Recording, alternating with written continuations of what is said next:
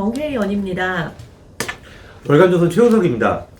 가끔 이제 부동산 가격이 하락세로 돌아섰다, 집값이 잡히고 있다는 식의 이제 보도가 나오고 있습니다. 그런데 시청자 여러분들은 실제 어떻게 느끼십니까? 여전히 무주택자들은 천정부지로 솟아오른 집값 때문에 절망합니다.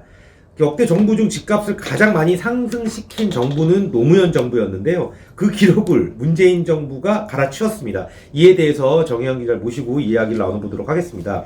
네. 여러 번 얘기를 했습니다만 네. 이 부동산 문제가 워낙 심각한 문제고 그렇죠. 향후 대선 전국에까지 영향을 끼칠 수 있고 네. 또 명백한 실정이기 때문에 이제 저희가 계속 짚지 않을 수가 없습니다. 네. 그 문재인 정부 들어서 있었던 부동산을 총평을 하자면 네. 부동산 시세 차익은 불로소득이다. 네. 서민과 저소득층에게 돌려줘야 한다. 이런 네. 이념적 접근으로 다주택 투기 세력과의 전쟁을 선포하고 네. 그다음에 재건축 규제 강화, 양도세 강화, 각종 세제 강화하고 그렇게 해서 결론은 수요와 공급의 원리가 완전 무너졌는데요. 네. 나중 들어서 문재인 정부가 좀 공급 주도로 좀 방향을 틀었죠. 네. 하지만 너무 늦었습니다.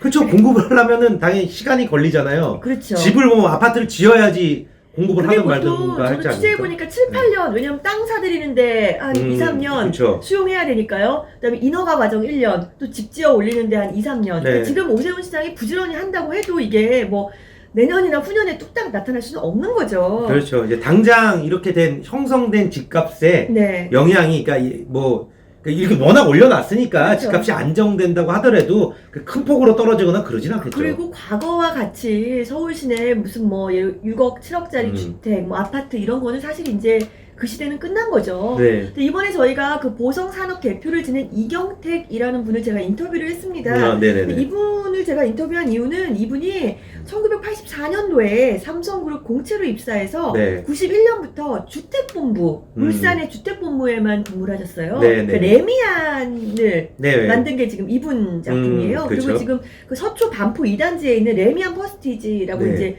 거의 고급 최고급. 아파트 상징이었던 네. 그거를 이제 그 애초에 이제 거기 부지, 그러니까 거기 이제 다른 낡은 아파트가 있었겠죠. 그거를 이제 다 인수해서 재건축을 따낸 분이고 어쨌거나 뭐 현업에만 계셨던 분이라 이분의 이제 부동산 진단을 좀 들어볼 필요가 있다고 네. 생각해서 저희가 만나보고 왔습니다. 네네네. 자, 이분이 보시는 거는 모든 문제의 시작은 네.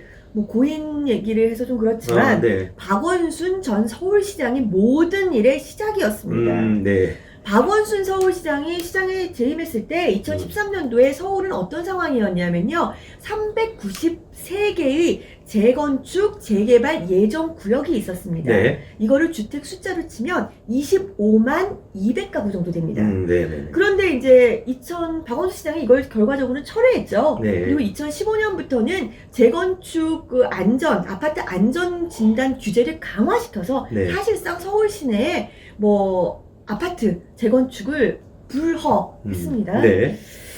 자, 이제 박원순 그러니까 시장이 이제 보면은 이제 박원순 시장이 폭등의 잉태의 네, 시작이다. 그렇죠. 네, 이렇게 나쁘게 모든 말하면 일의 이제 원흉인데. 네, 원흉이죠. 네. 자, 근데 중요한 것은 왜 박 시장이 이렇게 했을까 하는 점입니다. 저도 이 부분에 대해서 좀 한번 왜 그랬을까 궁금하긴 했었는데요. 네네네. 이경택 대표에게 아주 구체적으로 얘기를 들었습니다. 아주 설득력이 있는데요. 아마 박원순 시장도 네. 오늘날 이렇게 서울시의 아파트 아니면 뭐 다세대 주택, 빌라까지 이렇게 값이 오르는 거를 뭐 정말 예상하고 네. 또는 이렇게 되기를 바라는 마음으로 설마 했을 거라고 저는 생각하지는 않습니다. 아, 그럼요. 뭐 서울시장으로서 정말 뭐 천만 서울 도시인데 그렇게 하진 않았을 건데 왜 그러면 이렇게 할 수밖에 없었느냐? 바로 좌파적인 낭만적인 사고로 부동산을 접근했기 때문입니다. 네. 자, 그 예전에 제가 이제 인터뷰를 해서 좀 소개한 적이 있는데 그 K를 생각한다의 저자였던 그 네. 임명묵 씨, 그 서울대 재학 중인 학생인데 그 네네. 학생이 이런 얘기를 한 적이 있었어요. 요즘 우리나라 대한민국의 좌파들은 진정한 마르크스 레닌주의자들도 아니다. 이 사람들은 어떻게 보면은 농경 사회에 대한 회귀, 어떻게 보면 자기 옛날에 농활 다니고 이랬던 그런 사회에 대한 어떤 동경, 그 애틋한 향수를 갖고 있다. 거기서 벗어나지 못한 20대의 그 향수에서 벗어나지 못한 굉장히 유아기적 사고를 하고 있는 사람들이다. 이런 얘기를 해서 제가 소개시켜드린 적이 있는데 정말 이 얘기와 정말 맞아 떨어지는 얘기입니다. 저 이런 생각을 하고 있으면 귀농을 해야 되는 거 아닙니까? 귀농을 해야죠. 국회의원 같은 거 하지 말고 그렇죠. 귀농을 해야 될 텐데. 그렇죠. 예. 자, 박원순 시장이 2012년부터 꽂혀있었던 게 뭐냐면요. 마을 공동체 사업입니다. 그래요, 맞아요. 우리 월간조선에서도 특정 기자가 네. 이거 좀 많이 다뤘던 것으로 이제 기억이 납니다. 이게 일본의 후쿠오카, 고베 등의 그 지역 공동체가 일자리나 복지 이런 교육을 주도하는 모습을 보고 정말 큰 감명을 받아서 마을 공동체 살리기를 이제 내세웠습니다.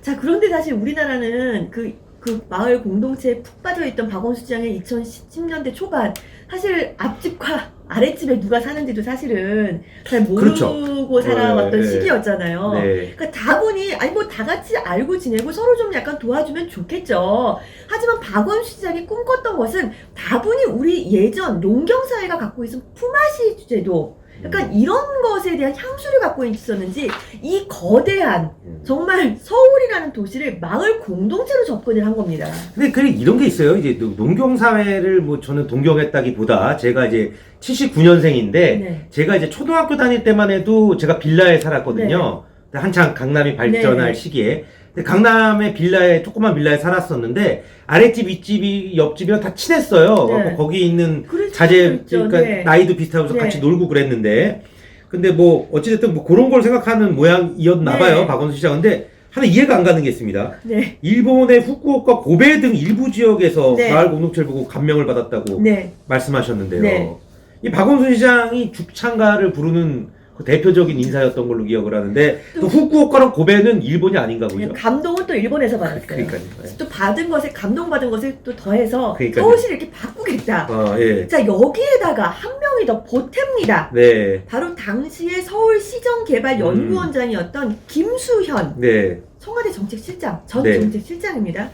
이분 김 실장 잘 알려져 있다시피 20대에 판자촌 철거 반대 운동하고 30대에는 빈곤 연구가로 활동한 분입니다. 빈곤, 주거복지, 부동산 정책이 주요 관심사인데 박원순하고 김수현 실장이 의기투합을 딱 한 거죠. 네. 자, 그래서 이분들이 이 재개발 해제하는 거 안 된다. 이 명분으로 뭘 내세웠냐 하면 도심 재생을 내세웠어요. 네. 이게 바로 그 마을 공동체 사업에서 이어진 연장선상에 있습니다. 네. 이분들은 어떻게 바라봤냐 하면 재건축을 하면 원주민, 거기에 있는 원주민들이 쫓겨나고 네. 중산층이 그 자리로 들어온다. 네. 그 원주민들이 너무 안타깝다. 이 빈민들이 이 원주민 이주 방지를 위해서 도심을 재건축하지 말고 그대로 두고 재생을 시켜야 된다. 그렇게 믿었습니다. 이게 무슨 소리입니까? 이게 답답하게 이게 예를 들면 판자촌에 사시는 분들을 뭐 무시하거나 그게 아니라 그분들이 판자촌에 사는 게 얼마나 힘들겠어요. 네. 그리고 그분들을 조금 더 좋은 이게 뭐 진짜 임대주택이라도 지어서 그렇죠. 그런 데 보내드려야지 그렇죠. 이렇게 되는 그게 재생 아닙니까? 네. 그런데 이분들은 사실은 그 지금 표면적으로는 원주민 이주 방지를 생각했지만 사실은 중산층들이 다 곳곳에 들어오는 거, 그 네. 중산층이 집 가지는 거 싫어했던 거죠. 그러니까요. 그렇게밖에 해석이 되지 않습니다. 네. 자, 그런데 서울 시내 보면은 정말 녹물 나오는 아파트가 굉장히 네, 그래요. 많습니다. 맞습니다. 네. 네. 자, 박원순 시장이 이제 김수현 실장하고 이제 짝짝꿍이 맞아서 이제 또 이번에 또 일본을 또 갑니다. 네. 일본에 가서 2015년 2월에는 사이타마현 신도심 현장을 가가지고요. 이 사이타마현 신도심이 도쿄의 기능을 분산하고자 폐기된 철도 부지를 활용해서 이제 상업, 문화, 체육시설 등으로 꾸민 곳이었다고 해요. 네. 여기 가서 또 얘기를 합니다. 도심의 기능을 부도심으로 분산시키고 또 지역 활성화를 유도했던 일본 사례처럼 창동, 상계 지역을 그냥 두고 사람이 모이는 곳으로 내가 만들 수가 있다. 이거 네. 뭐 어떻게 이렇게 만들 수가 있는지. 그쵸, 모르겠어요. 저는 하나도 지금, 그러니까 선배 말이 이해가 안 간다는 게 아니라 이 사람들의 주장이 솔직히 이해가 안 갑니다. 예. 네.